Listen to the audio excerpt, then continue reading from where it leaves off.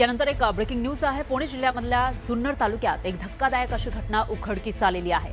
एका वडिलांनी स्वतःच्या 2 लहान मुलांचा गळा दाबून हत्या केल्याची माहिती समोर येते। जन्मदात्या बापानंच पोटच्या मुलीची हत्या केल्याची माहिती समोर आली आहे आणि त्यामुळे सगळीकडून संताप व्यक्त केला जातोय।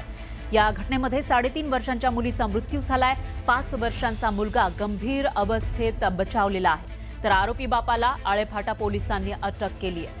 आरोपीनं मंगळवारी सकाळी मुलांना फिरायला घेऊन जात असल्याचं सांगितलं होतं आणि घरातून बाहेर नेलं। त्यानंतर तो पुणे नाशिक महामार्ग मार्गे जुन्नर तालुक्यामधील आळेखिंड जंगल परिसरात गेला। तिथं त्यानं दोन्ही मुलांचा गळा दाबून त्यांना जंगलात टाकून दिल्याची प्राथमिक माहिती समोर आली आणि त्यामध्येच या लहानगीचा जीव गेलेला आहे। तर या बापाचा दुसरा जो मुलगा होता, ज्यालाही मारण्याचा प्रयत्न त्यानं केलेला होता, तो अत्यावस्था असल्याची माहिती समोर आली आहे।